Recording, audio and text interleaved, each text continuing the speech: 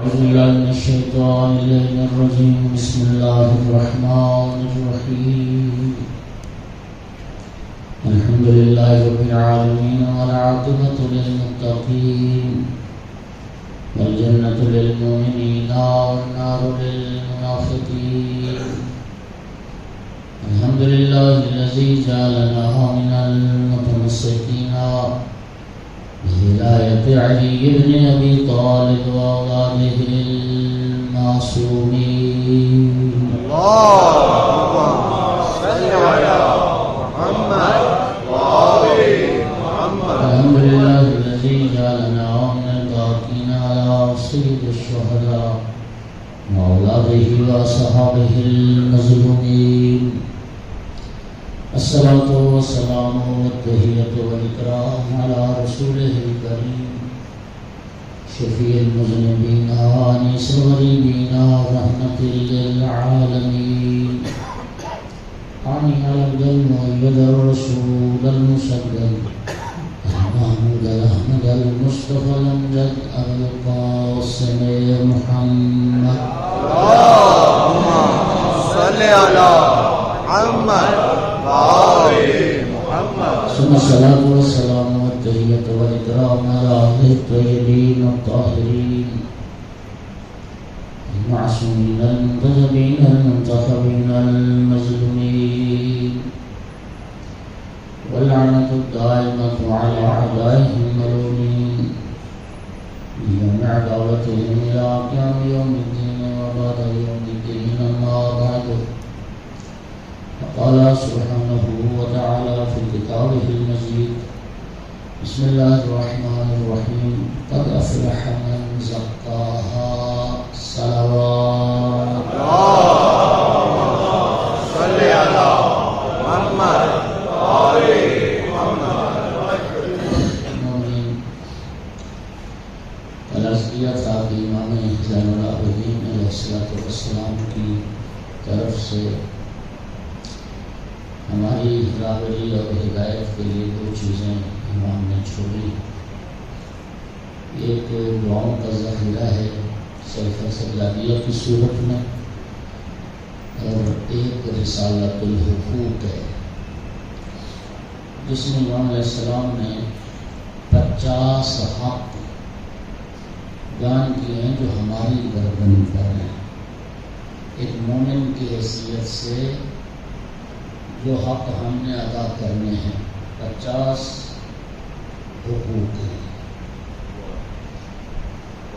وہ جو 50 حقوق ہیں کل عرض کیا کہ ان میں سب سے جو پہلا حق، اور جسے امام نے فرمایا کہ حق اکبر، سب سے بڑا حق وہ اللہ تعالیٰ کا حق ہے.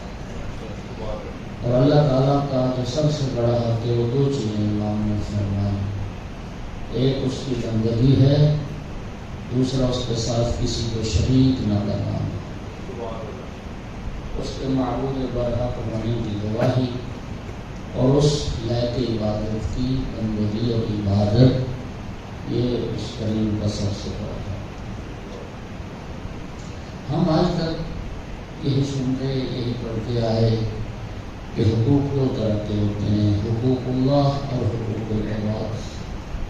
کچھ اللہ کے حقوق ہیں اور کچھ اللہ کے بندوں کے حقوق ہیں. امام علیہ السلام نے فرمایا کہ نہیں، اللہ اور بندوں کے حقوق کے علاوہ بھی کچھ حقوق ہیں. انسان کے افعال کے بھی کچھ حقوق ہیں. وہ کچھ سلسلہ شاید کل عرض کروں گا. اور امام علیہ السلام نے ہمیں پہلی بار متوجہ کیا کہ خود انسانی وجود کے بھی انسان پر کچھ حق ہے. میرے اعضاء و جوارح کے بھی مجھ پر کچھ حقوق ہیں. آج جو امام علیہ السلام نے حق بیان فرمائے وہ حق نفس، انسان کی ذات، انسان کا وجود آپ پر کچھ حقوق رکھتا ہے. وہ حق کیا ہے؟ اور آپ کے جو اعضاء و جوارح ہیں وہ آپ پر کیا حق رکھتے ہیں؟ میں اعضاء و جوارح کے بارے میں ایک بات عرض کروں. اس رب کریم کا آپ نظام دیکھیں کتنا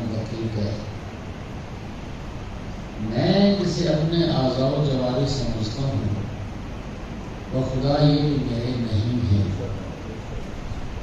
جس زبان کو میں اپنی زبان سمجھتا ہوں یہ میری نہیں ہے. جن کانوں کو میں اپنے کان سمجھتا ہوں یہ بھی میرے نہیں ہے. جن آنکھوں کو میں اپنی آنکھیں سمجھتا ہوں وہ بھی میری نہیں ہے. جن ہاتھوں کو میں اپنے ہاتھ سمجھتا ہوں وہ بھی میرے نہیں ہے. اور جن پاؤں کو میں اپنے پاؤں سمجھتا ہوں وہ بھی میرے نہیں ہے. اور جس جان کو میں اپنی جان سمجھتا ہوں وہ بھی میرے نہیں ہے. اور اس کی دلیل کیا ہے؟ اس کی دلیل یہ ہے قرآن پاک کا مطالعہ فرمائیں جب قیامت کا دن آئے گا اور انسان اس عدالت کے کٹہرے میں کھڑا ہوگا اور پروردگار عالم جب محاسبہ کرے گا، حساب لے گا اور پوچھے گا ہاں بندہ خدا تو نے یہ گناہ کیوں کیا؟ جھوٹ بولنے کی تو مجال ہی نہیں ہوگی. لیکن اللہ پاک فرمائے گا تو آج نہیں بولے گا الیوم نختم علی افواہہم وتکلمنا ایدیہم. اللہ فرمائے گا کہ ہم ان کے منہ پر آج مہر لگائیں گے. اس کے اعضاء و جواہر، اس کے ہاتھ پاؤں، اس کے کان، اس کی آنکھیں آج یہ گواہ ہیں. تشہد علیہم ارجلہم. یہ واضح سمجھیے، دو لفظوں کا فرق سمجھیے. ایک اقرار ہوتا ہے، ایک گواہی ہوتی ہے. کسی بات پر اقرار انسان، میں خود ایک جرم کیا اور میں اس کا جب اعتراف کروں گا وہ اقرار کہلائے گا. لیکن جب کوئی اس میرے جرم پر دوسرا گواہی دے گا تو وہ شہادت کہلائے گی، گواہی کہلائے گی. اللہ پاک فرما رہے ہیں یہ اعضاء اقرار نہیں کریں گے، گواہی دیں گے. انسان کے اعضاء و جوارح انسان کے خلاف گواہی دیں. اس کا مطلب یہ ہے کہ یہ رب کریم کی امانت ہے میرے پاس. اور مولا امیر المومنین علیہ السلام نے بھی فرمایا ہے کہ یہ جو اعضاء و جوارح ہیں یہ اللہ کریم کی جو نعمت شمار ہوتی ہے تمہارے پاس اس کی امانت ہے. دنیا میں تیری اطاعت کریں گے، دنیا میں تیری اتباع کریں گے، دنیا میں تیری پیروی کریں گے. تو جو کہے گا نا وہ کریں گے. تو نیکی کہے گا نیکی کریں گے، تو برائی کہے گا برائی کریں گے. دنیا میں تیری اتباع کریں گے لیکن یاد رکھ یہ ہیں تیرے نہیں، یہ میرے ہیں، تیرے پاس امانت. کل کو یہی آزاد کے خلاف ہو انسان کی زبان اس کے خلاف بولے، انسان کے ہاتھ پیر اس کے خلاف بولے. میں کس غلط فہمی میں ہوں؟ میرے بھائی جسے میں اپنا سمجھتا رہا وہی میرے نہ نکلے. اس لیے تو مولا امیر المومنین کے جملہ نہج البلاغہ میں سنیا بدبخت ہے وہ انسان اپنی دنیا کے لیے آخرت برباد کر دے، اور اس سے زیادہ بدبخت وہ ہے جو کسی کی دنیا کے لیے اپنی آخرت برباد کرے. دنیا کسی کی بن جائے، آخرت کے لیے بن جائے. آج مولا امیر المومنین علیہ السلام فرماتے ہیں یہ تیرا نفس ہے نا، اس تیرے نفس کے لیے کچھ نہ کچھ حقوق ہیں. اور حق نفس کیا ہے؟ آپ ایک صلوات پڑھیں اور میں عرض کرتا ہوں. اللہم صلی علی محمد وآل محمد وعجل فرجہ. اور میں نے عرض کیا نا کہ یہ جو جان ہے یہ بھی میری نہیں، اور اس میں یہی حکمت ہے. خودکشی کو شریعت نے تو حرام قرار دیا. اگر میری جان ہے تو میں جیسے چاہوں اس کو تصرف کروں، اس میں تصرف کروں. تیری جان تیرے پاس امانت ہے، اللہ یہ اس کی دی ہوئی ہے. اس کی مرضی کے بغیر تو اس کو ختم نہیں کر سکتا. علماء دوست بیٹھے علماء سے پوچھ رہے ہیں نہ صرف جان کا ختم کرنا تمہاری جائز نہیں، اپنے اعضاء و جوارح میں سے یہ ہاتھ، یہ آنکھ، یہ وجود، یہ سب اس کی نعمت ہے، یہ اس کی امانت ہے. تم تم اپنا ہاتھ نہیں کاٹنے کا حق رکھتے، تم اپنی انگلی کاٹنے کا حق نہیں رکھتے، تم اپنے کان کاٹنے کا حق نہیں رکھتے، یہ شریعت تمہیں اجازت نہیں دیتی، اس رب کریم کی امانت ہے۔ یہ جان، اس جان میں تصرف کا حق اس خالق کو ہے یا پھر جن ہستیوں کو اللہ نے حق تصرف عطا کیا ہے۔ اور اسی دیکھیے نتیجہ بدل جائے گا۔ میں اپنی مرضی سے، توجہ کیجیے گا، اپنی مرضی سے میں کسی سے لڑائی لڑتا ہوں اور لڑائی میں مارا جاتا ہوں، وہ میری ہلاکت ہے۔ اگر رسول اللہ کے حکم سے یا امام کے حکم سے میں میدان میں جاؤں اور جہاد کروں اور جان چلی جائے، پھر ہلاکت نہیں ہے، حیات ابدی میں بدل جائے گا۔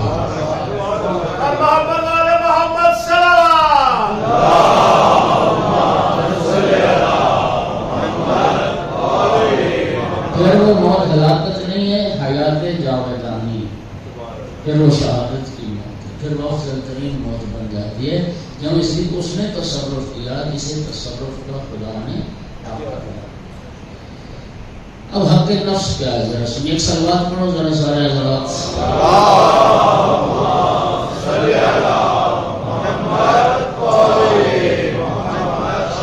شب جمعہ اور روز جمعہ کا افضل ترین عمل محمد و آل محمد پر درود پاک پڑھنا ہے۔ پھر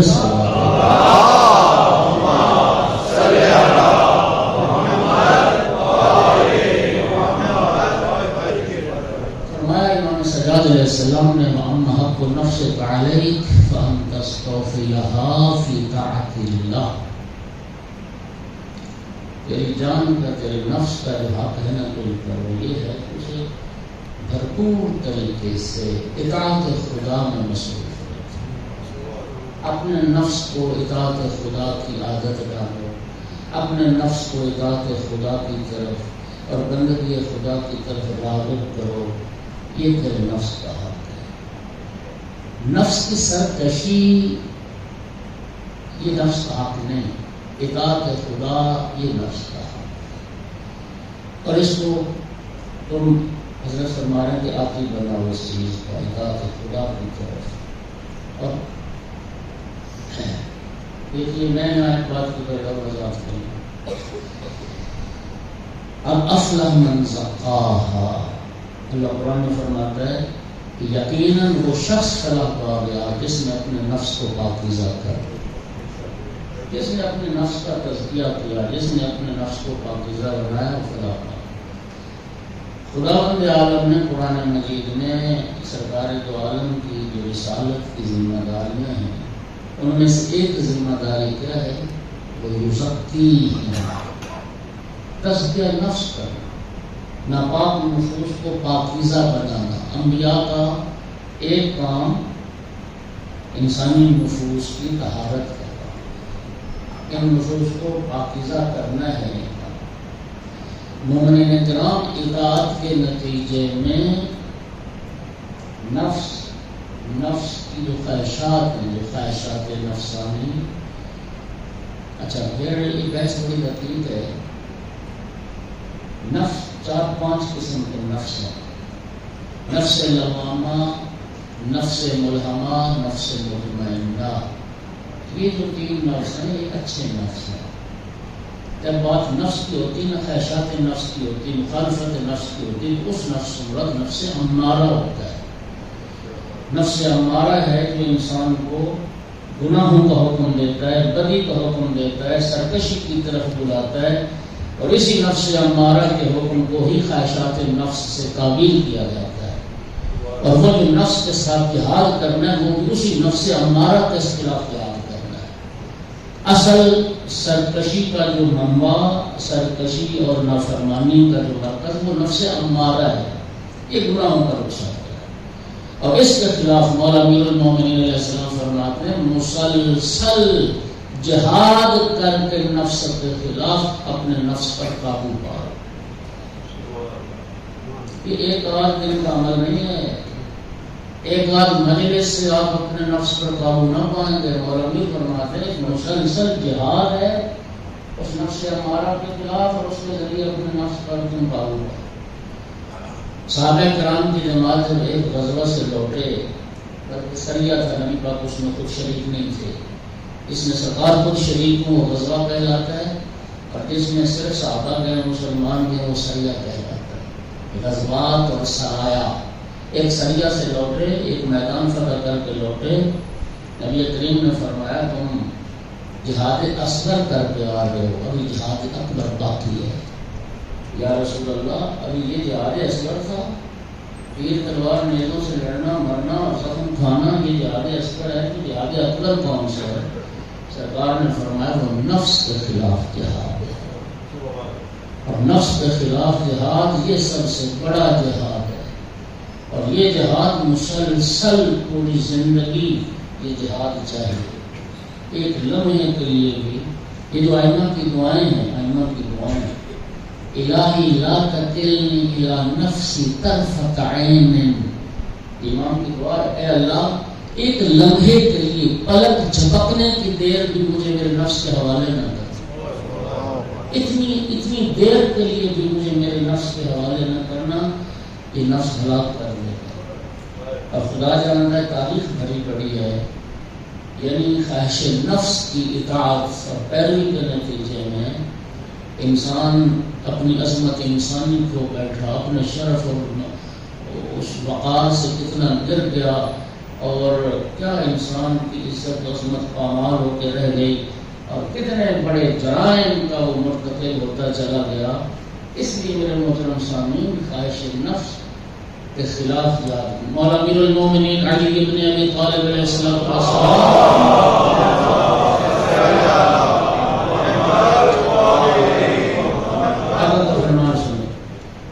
انی اخوف ما اخاف علیکم اثنان، اور ابھی فرماتے شیعوں میں تمہارے متعلق سب سے زیادہ دو چیزوں کے بارے خوف زدہ، تمہارے متعلق دو چیزوں سے میں سب سے زیادہ خوف زدہ ہوں۔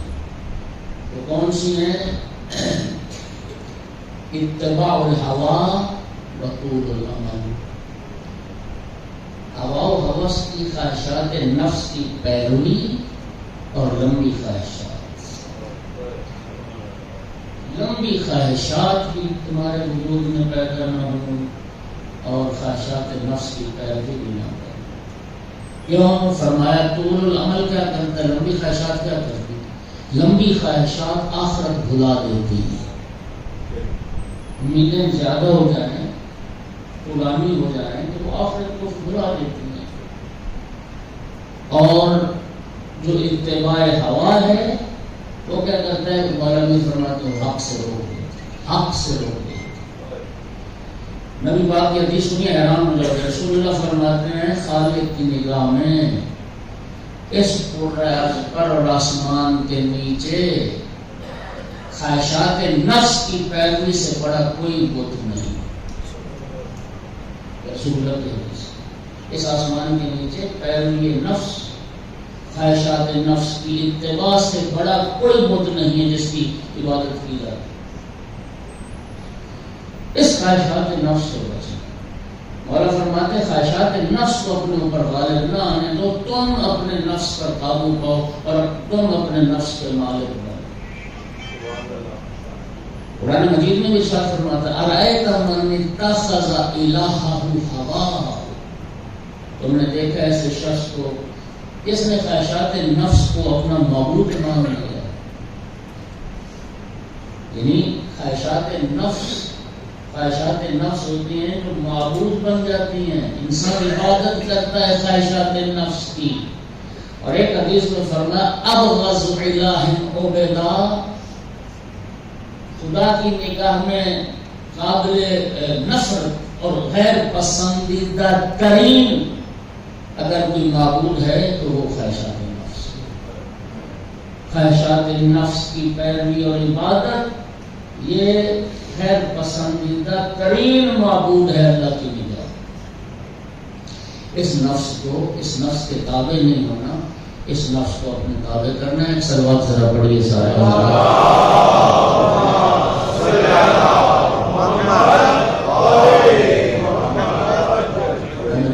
عبادت تو حق بندگی ہے، اور سب سے بڑا حق ہے اللہ کا عبادت کرنے کے لیے۔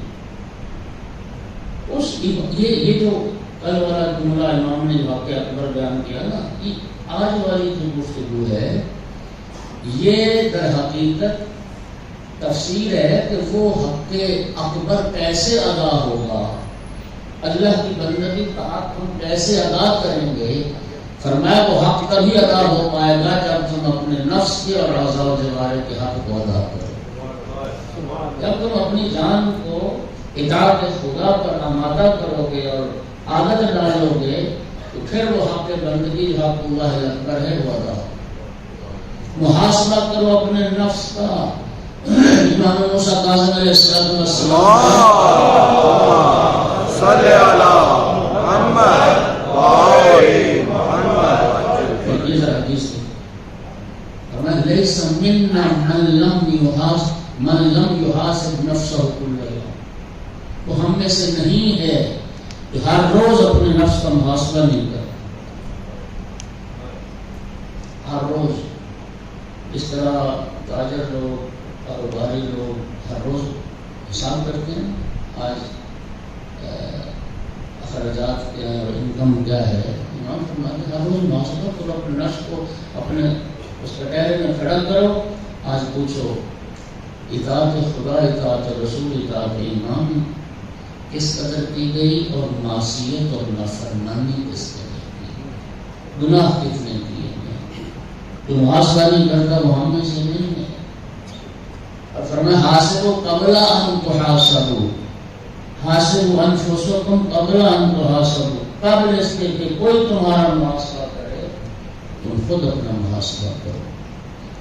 اور اگر تم یہ دیکھو کہ آج میں نے نیکی کی ہے تو پھر اللہ سے دعا کرو اس نیکی میں اور اضافہ کرو، اور اگر گناہ کیا ہے تو رب کریم سے معافی مانگو، اس رب کریم سے استغفار کرو، توبہ کرو، وہ سبھی کو معاف کرنے والا ہے۔ اور مومنین یاد رکھیے میں حدیث کا ذمہ دار ہوں، معصوم نے فرمایا وہ عبادت، اچھا آپ پہلے یہ سمجھوں گا تاکہ آپ کو تھوڑا سا پریشان کروں، حدیث پڑھوں ذمہ داری سے۔ معصوم فرماتے ہیں کچھ عبادتوں سے گناہ بہتر ہوتے ہیں۔ حیران ہوئے نا، اب وضاحت کرتا ہوں۔ فرمایا وہ عبادت جو انسان کو مغرور اور متکبر بنا دے اس سے وہ گناہ بہتر ہے جس کے بعد انسان توبہ کر لے اور رب سے معافی مانگے۔ جو انسان کے وجود میں عاجزی لیا ہے اس وہ بہتر ہے اس عبادت سے جس کے نتیجے میں انسان مغرور اور متکبر۔ محاسبہ کرو اپنے نفس کا۔ محجت البیضاء میں بھی ہے اور بہار الانوار میں بھی ہے اور بہت ساری کتابوں میں یہ روایت ہے۔ مجاشع نامی مجاشع، میرے پاس ایک صحابی تھا اور سرکار کی خدمت میں آیا، اچھا بات کرو سامنے ذرا،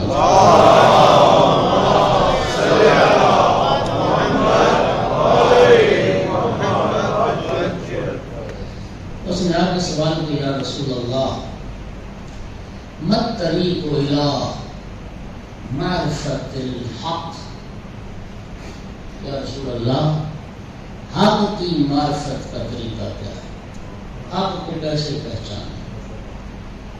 نبی کریم نے فرمایا معرفت حق کا طریقہ معرفت نفس، معرفت نفس۔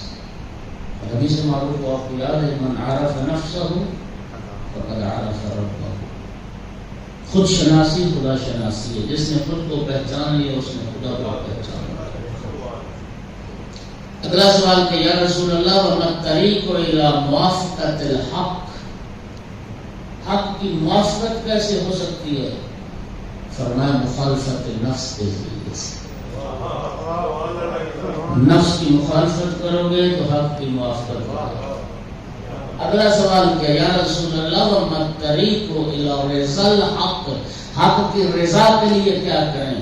سرکار نے فرمایا سخط النفس، نفس کو ناراض کر لو حق راضی ہو جائے، حق کی رضا حاصل ہو جائے۔ یا رسول اللہ ما الطریق الی قرب الحق، یا رسول اللہ حق کا قرب پانے کا طریقہ کیا ہے؟ فرمایا تباعد عن النفس، نفس سے دور ہو جاؤ گے حق کے قریب ہو جاؤ گے۔ توجہ ہو رہی ہے حضرت؟ یا رسول اللہ وما الطریق الی طاعت الحق، حق کی اطاعت کا طریقہ کیا ہے؟ فرمایا اسیان النفس، نفس کی نافرمانی کرو، حق کی اطاعت ہو جائے۔ عرض کیا رسول اللہ میں مت طریق الی وصل الحق، حق کا وصال چاہتا ہوں، کیا کروں؟ فرمایا ہجر النفس، نفس ہجرت کر جاؤ تم حق کا وصال پا۔ آخر میں عرض کیا رسول اللہ اب یہ ساری چیزیں حاصل کرنی ہے تو کیا کروں؟ سرکار نے ارشاد فرمایا اس حق سے مدد طلب کرو، اس پروردگار عالم سے مدد طلب کرو جو تمہارا مددگار بنے اور نفس سے تجھے چھٹکارا عطا کر کے حق کی طرف لے آئے۔ صلوات پڑھ دو سارے۔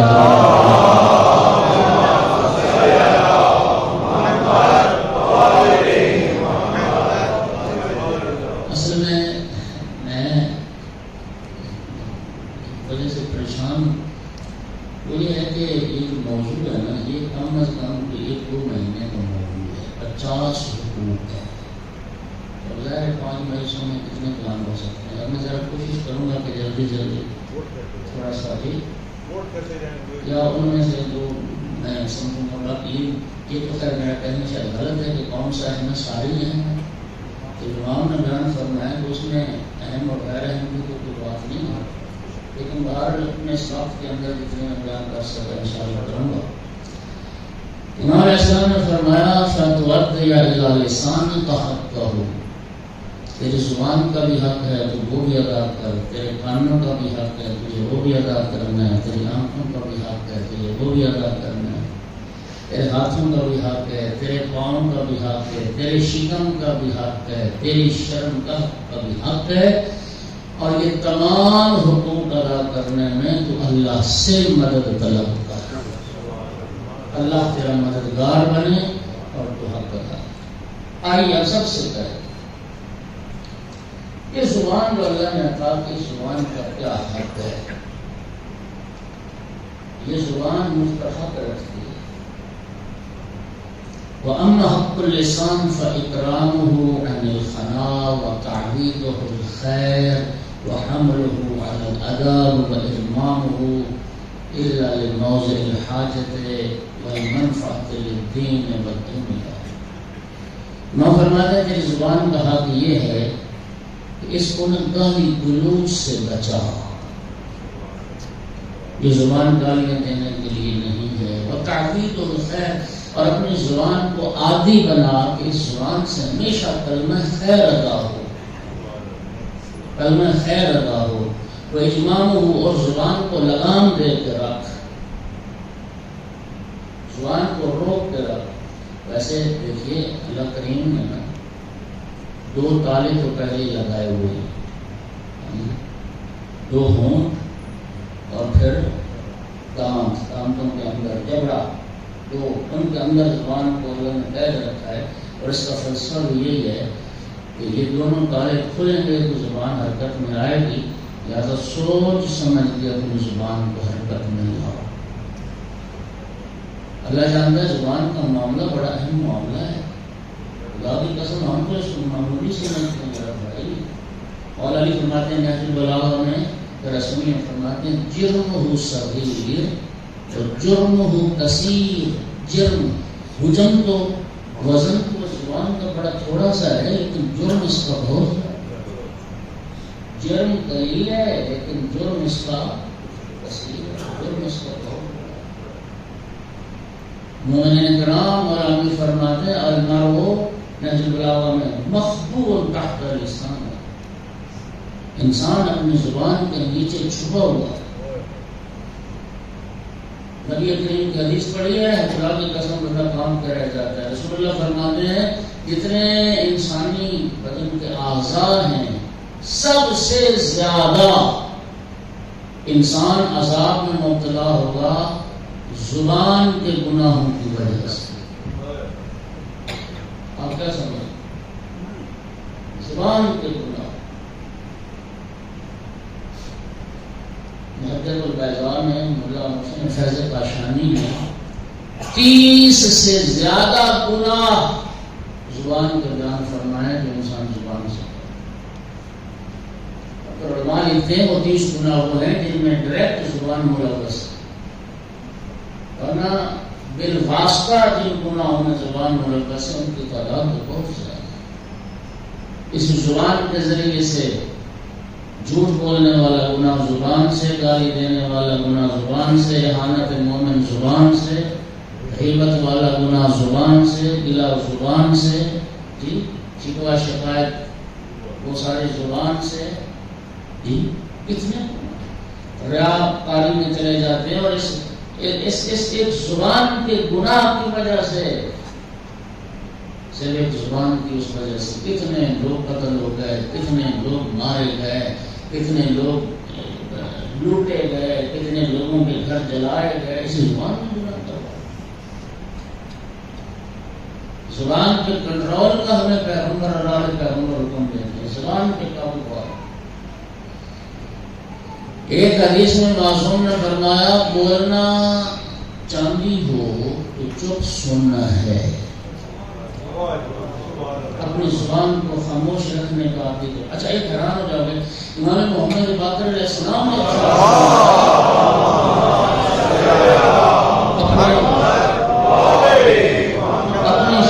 اپنے شیعوں کی صفات بیان کرتے ہوئے، ہمارے شیعہ کون ہوتے ہیں؟ 5 امام فرماتے ہیں ہمارے شیعہ وہ ہیں جو گونگے ہوتے ہیں،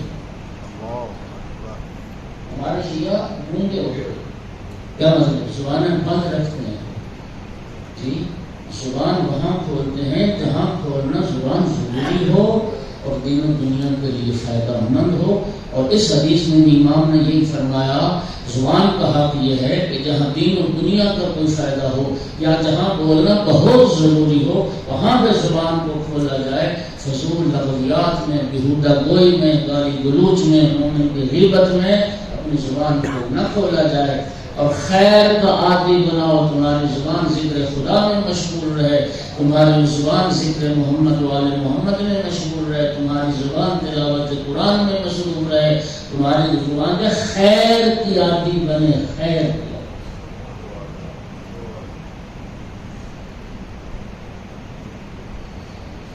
جناب لقمان حکیم کا تذکرہ آپ سنتے ہیں، میں نے ان کے بارے میں جملہ پڑا، فرماتے ہیں میں نے 400 انبیاء کی صحبت اختیار کی ہے۔ کتنے؟ 400 انبیاء کی صحبت، ملاقات اور خدمت کا مجھے شرف حاصل ہوا، اور سب انبیاء نے مجھے نصیحتیں دی۔ فرماتے ہیں ان سارے انبیاء کی نصیحتوں کا خلاصہ 4 نصیحتیں، 400 انبیاء کی نصیحتیں فرماتے کا خلاصہ 4 باتوں میں ہے۔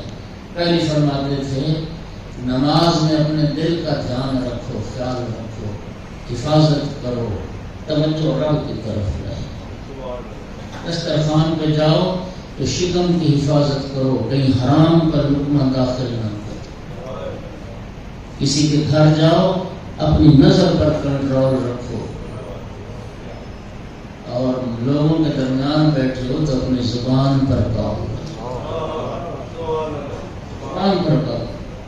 اور ابھی فرماتے ہیں قاصر الکلام قاصر الخطا، نہج البلاغہ میں جملہ ہے، تو زیادہ باتوں نہیں ہوگا، جو زیادہ باتیں کرتا ہے وہ غلطی بھی زیادہ کرتا ہے، جب کلام زیادہ ہوگی خطا بھی زیادہ ہوگا۔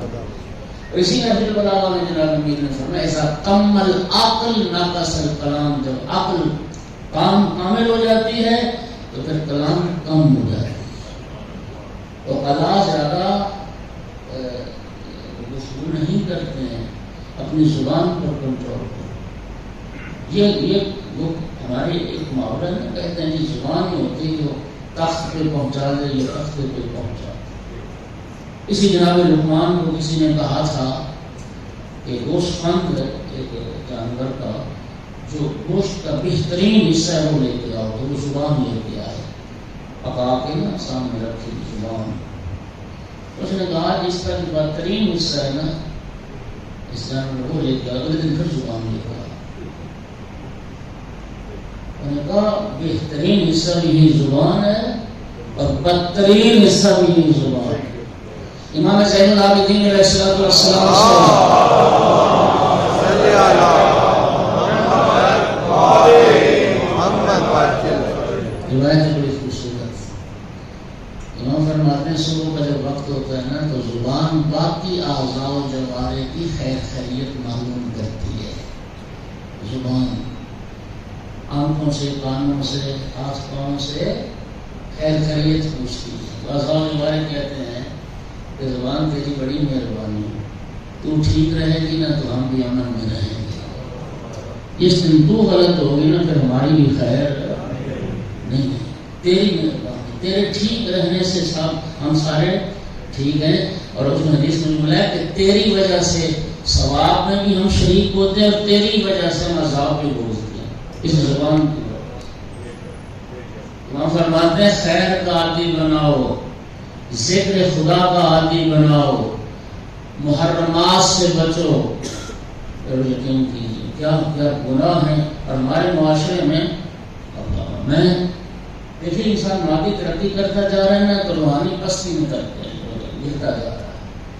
یعنی بہت اس معاشرے کی قرب قیامت کا زمانہ ہے. اس زمانے کی ایک خرابی یہ ہے کہ بہت سارے گناہ ہیں جو اہمیت گناہ کھو چکے ہیں. یعنی لوگ اپنے گناہ نہیں سمجھتے ہیں اور ان گناہوں میں زبان کے گناہ سے فہرست ہے. لوگ جھوٹ بولنے کو گناہ نہیں سمجھتے، بلا دلیری سے بولتے ہیں اور جرت سے بولتے ہیں اور بغیر کسی وجہ کے بولتے ہیں. جبکہ رسول اللہ نے کیا فرمایا، لا یجد عبد طعم الایمان حتی یترک الکذب کلہ جدہ وہزلہ. نبی کریم فرماتے ہیں اس بندے نے مومن ہونا تو دور کی بات، اس بندے نے ایمان کا ذائقہ بھی نہیں چکھا جو جھوٹ بولتا ہے. ایمان کا ذائقہ بھی اس نے نہیں چکھا جو جھوٹ ہے. چاہے وہ جھوٹ سنجیدگی کے ساتھ ہو یا چاہے وہ جھوٹ مزاح کے ساتھ ہو. مزاح میں جھوٹ، لوگ کہتے ہیں میں تو مذاق کر رہا. جوان جو بیٹھے ماشاء اللہ بہت سارے جوان بیٹھے بلا وجہ جھوٹ. یہ زبان کی آفات میں سے ایک آفت ہے جھوٹ بولنا. یا ایھا الذین آمنوا اتقوا اللہ وکونوا مع الصادقین کو کیا مانا؟ ایمان ہے کہ میں گھر میں 5 تن پاک اور 14 معصومین کے نام کی تختی فریم لگا لوں اور میں جب بولوں جھوٹ بولوں. گھر میں جھوٹ، دوستوں سے جھوٹ، دکان میں جھوٹ، بازار میں جھوٹ، دفتر میں جھوٹ، جھوٹ جھوٹ جھوٹ. اس نے ایمان کا ذائقہ نہیں چاہتا. ہماری ضرورت دیکھیے، ہم یہ جانتے ہیں سارے مسلمان کہ اللہ نے قرآن میں فرمایا جھوٹوں پر اللہ کی لعنت ہے نا.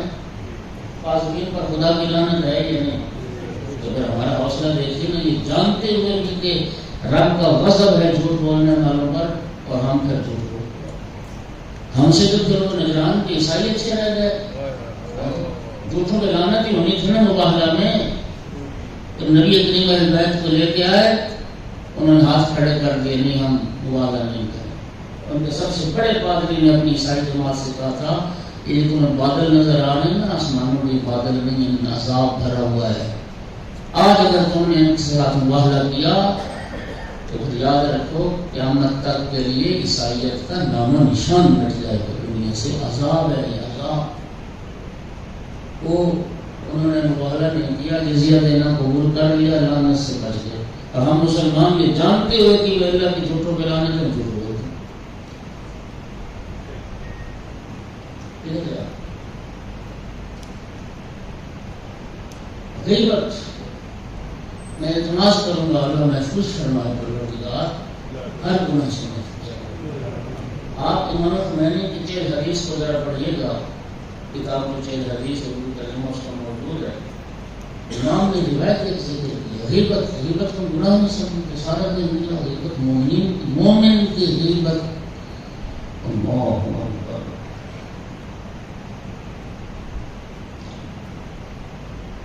مومن کی غیبت ایک حدیث میں فرمایا یہ جو غیبت ہے یہ جہنمی کتوں کی غذا ہے. قرآن کہتا ہے مردہ بھائی کا گوشت کھانا. امام خمینی نے اپنے روایت ذکر کی آپ یہاں اسلام آباد میں بیٹھے ہیں، ایک مومن کی غیبت کر رہے ہیں، وہ کراچی میں بیٹھے، قیامت کا دن آئے گا، اس کی زبان اسلام آباد سے کراچی تک لمبی ہو جائے گی، اہل محشر اس کی زبان پر چلیں گے، اس کی زبان پر دنیا چل رہی ہوگی، محشر والے چل رہے، اتنا بڑا گناہ اسی زبان کے ذریعے سے تہمت لگا دی، انہوں نے گالی گلوچ کیا، اللہ اکبر اللہ۔ امام فرما رہے ہیں تیری زبان کا یہ حق نہیں ہے کہ تو زبان سے گالیاں دے، جس زبان سے تو آج گالیاں دے رہے ہیں نا، کل قیامت کے خلاف تیرے خلاف یہی زبان گواہی دے گی اور یہی تیرے خلاف ہوگی۔ ایک صلوات پڑھ دیجیے محمد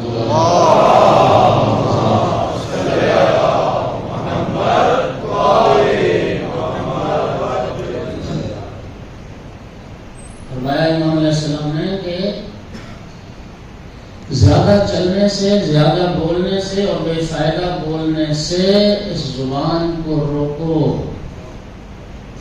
تم اس کے نقصان سے محفوظ نہیں ہو۔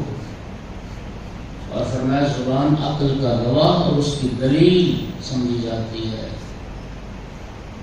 اور عقل مند کا عقل کے زیور سے آراستہ ہونا ہی اس کی عظمت کی نشانی ہے۔ اس کے بعد امام علیہ السلام نے ایک صلوات پڑھ دیں، صلی علی محمد کانوں کا حق ہے۔ امام علیہ السلام نے فرمایا کہ کان کا حق یما حق کو سمعے فتنزیہہ ان تجعلہ طریقا الی قلبک الا لفوہۃ کریمۃ تحدث فی قلبک خیرا اور تقصدک خلقا کریما۔ امام نے فرمایا تیری سماعت کا حق یہ ہے، یہ لفظیات بے ہودہ کوئی سننے کے لیے اللہ نے کام نہیں دیے۔ امام فرماتے ہیں کہ جو بہترین بات، ایسی بات جو تمہارے دل میں تمہارے اخلاق جائے اور تمہارے اخلاق کو بہتر کرے، اس بات کو راستہ دو کانوں کے ذریعے تاکہ تمہارے دل تک پہنچے۔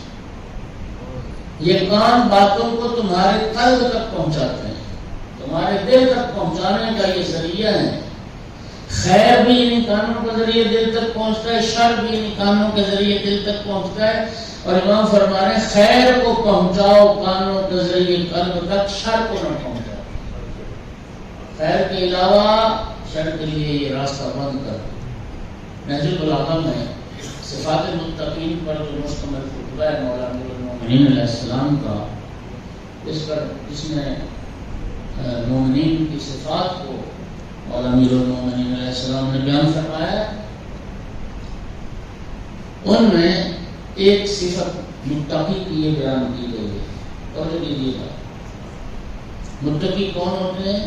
اس مولا امیر المومنین کے فرمان کو امام سجاد علیہ السلام کی اس بات سے ذرا ملا کے دیکھیے۔ امام فرماتے ہیں متقی وہ لوگ ہوتے ہیں الذین اوقفوا اسماعهم علی العلم النافع لهم۔ فرمایا متقی وہ لوگ ہوتے ہیں جنہوں نے اپنی سماعتوں کو وقف کر دیا ہے مفید علمی باتیں سننے کے لیے۔ متقی وہ لوگ ہیں جنہوں نے اپنے کان وقف کر دیے مفید علم سننے کے لیے، مفید علمی باتیں سننے کے لیے، وہ باتیں جو ان کے اخلاق کو بہتر کریں۔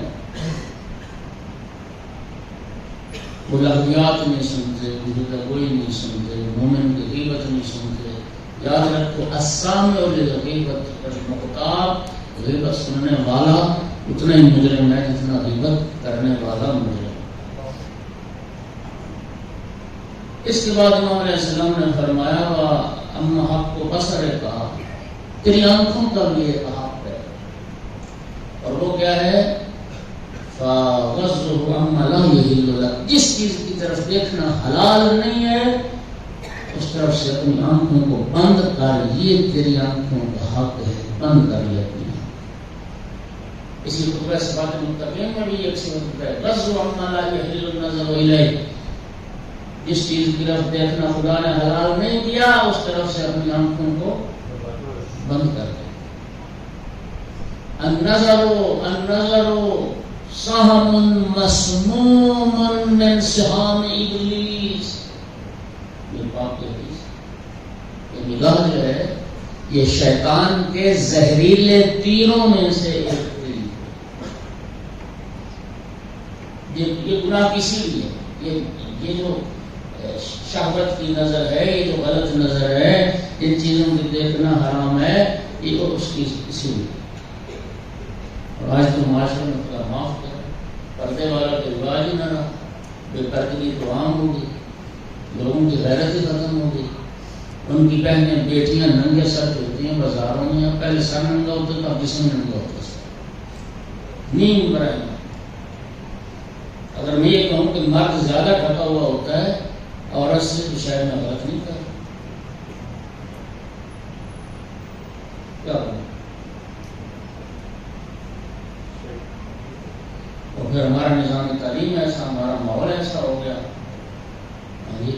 زبان کی انسان قانون کی حفاظت اللہ اکبر، اسی لیے فرمایا نا جہاد بالنفس کی آدھے اکبر۔ اب یہ جو کمپنیاں، موبائل کمپنیاں، اور یہ جو سارا پیکج دیتی ہیں، اتنے 1000 منٹ فری اور اتنے 1000 منٹ فری، یہ ملت پاکستان کے خیر خواہ ہیں۔ ہر روز اتنے منٹ فری آتے ہیں، کدھر جائیں گے وہ منٹ فری؟ محرم سے بات نہیں ہوگی تو کیسے؟ محرم سے کتنی لمبی باتیں ہوتی ہیں، کیا بنے گا؟ جب اپنی آنکھوں کی حفاظت کرو اور اپنے نگاہ کو نگاہ عبرت بناؤ۔ امام فرماتے ہیں عبرت، کوئی ایسی چیز دیکھی عبرت حاصل کرو۔ ایک فقیر مانگ رہا ہے تو اس پر شکر نہ کرو کہ میں نہیں مانگ رہا، نہیں، یہ نہ کرو، البتہ یہ احساس تمہیں ہونا چاہیے کہ پروردگار اس کی حاجت مشکل کو برطرف کر دے، اور پروردگار میں تیرا شکر گزار ہوں، اس مشکل میں میں مبتلا نہیں ہوا۔ نگاہ عبرت، اللہ اکبر۔ اور پھر فرمایا کہ آنکھ یہ ہے جو عبرت حاصل کرنے کا ذریعہ ہے، چونکہ وقت تیزی سے گزر گیا۔ تیرے پاؤں کا بھی ایک حق ہے، امام فرماتے ہیں تیرے پاؤں کا حق یہ ہے کہ اس چیز کی طرف نہ جاؤ جس کی طرف جانا حلال نہیں ہے، اور انہیں اس راستے کے لیے اپنی سواری نہ بناؤ جو چلنے والے کی سرخی اور ذلت کا باعث بنے، اس لیے کہ یہ پاؤں تمہیں اٹھاتے ہیں اور تمہیں دین کی طرف لے جاتے ہیں۔ یہ پاؤں اللہ نے حق پر چلنے کے لیے، حق کی راہ پر چلنے کے لیے دیے ہیں۔ جلیل المرتبہ صحابی رسول اللہ کے حضرت عمار یاسر رضی اللہ تعالی عنہ، شیعہ سنی سب نے لکھا ہے، سنت کے معتبر منابع میں حدیث موجود ہے۔ کیا فرمایا تھا نبی کریم نے؟ یا عمار اذا رأیت علیا قد سلک وادیا وسلک الناس وادیا غیرہ فاسلک مع علی ودع الناس۔ اے عمار یاسر، اگر کبھی دیکھنا ساری دنیا، ساری اولاد آدم ایک راستے پر اور علی تنہا دوسرے راستے پر، عمار لوگوں کے پیچھے نہ چلنا، علی کے پیچھے چلنا۔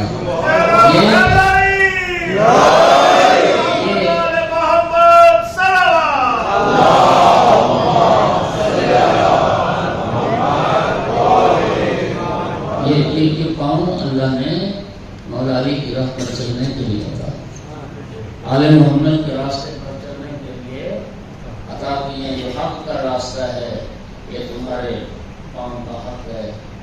اور اس کے بعد جب کل میں اگلے موضوع کی طرف آؤں گا، اور میں تیرے ہاتھوں کا بھی ایک حق ہے، اور تیرے ہاتھوں کا حق یہ ہے کہ ایک کی طرف بڑھانا حلال نہ ہو، ان کی طرف ہاتھ نہ بڑھاؤ۔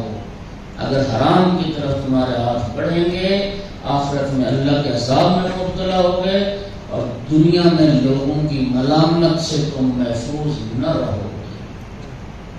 المسلم من سلم المسلمون من یدہ و لسانہ، مسلمان وہ ہے جس کی زبان سے بھی اور جس کے ہاتھ سے بھی سارے دوسرے مسلمان محفوظ رہے. خدا ہم عمل کی توفیق عطا فرمائے. باقی نہ رہا انشاءاللہ کل سے آگے بڑھائیں گے. اداکاران مظلوم کربلا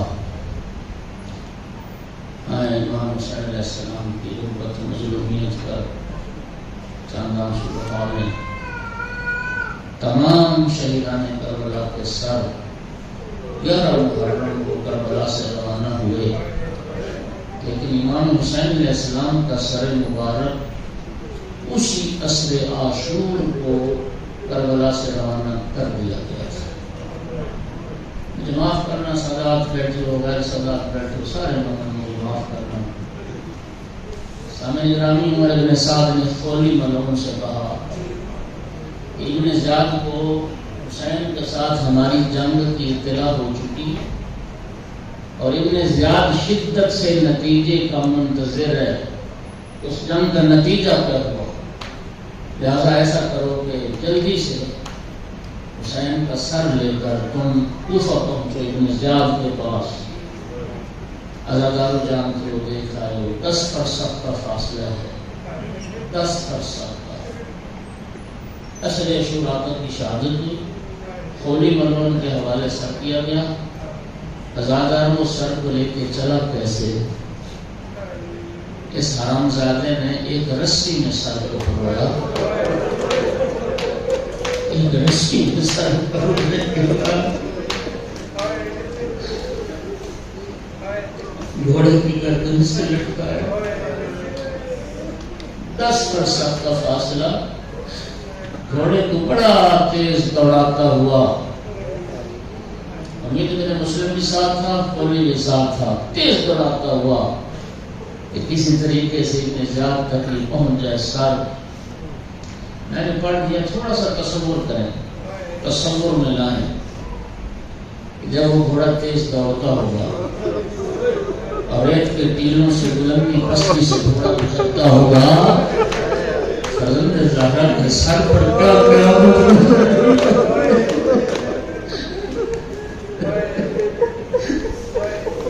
بڑا تیز گھوڑا دوڑایا. لیکن جب کوفہ پہنچا تو تقریباً نصف شب کا وقت ہو چکا تھا. دارالامارہ کے دروازے بند ہو چکے تھے. خولی ملعون نے وہ سر لیا، کوفہ کے باہر اس کا گھر تھا، وہاں پہنچا.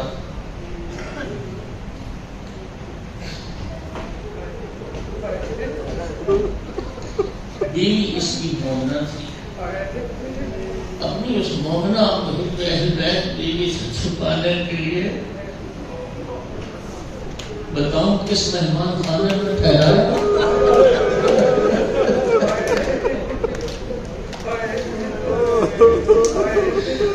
اگر اس ملعون نے بیوی سے چھپانے کے لیے اور حسین کے سر کو تنور میں پھینک دیا.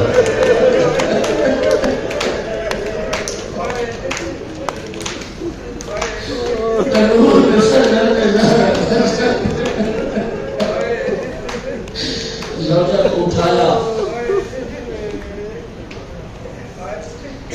زوجہ کو اٹھایا، بیدار کیا. کہتا میں بھوکا گھر میں کچھ کھانے کو ہے. کہتی تو بتا اتنے دن کہاں رہا؟ کہتا تجھے مردوں کے کاموں سے کیا واسطہ؟ ایک باغی کے ساتھ جنگ تھی اور میں وہ جنگ جیت کے لایا ہوں. میں دنیا کی ثروت لایا ہوں. بڑا انعام ملا ہے مجھے کل ابن زیاد سے. کہتی میں نے کھانا پیش کیا. تہجد کا وقت قریب تھا. میں نماز شب کے لیے ملعون کھانا کھا کے سو گیا. میں نماز شب کے لیے جب سے نے کھانا ملایا تو میں نے دیکھا ہر طرف نور ہی نور ہے، ہر طرف انوار تھے. کہتی میں حیران تھی یہ نور کہاں سے پھیلا ہوا. کہتی میں نے جب غور کیا تو تنور سے نور اٹھ رہا تھا.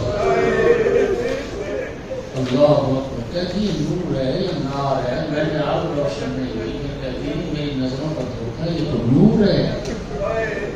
کہتی میں حیران تھی کہ یہ تنور سے نور کیسے پھوٹ رہا ہے۔ میں قریب جب تنور کے گئی، روایت کا ذمہ دار وہ ایک آواز آئی، انا الغریب۔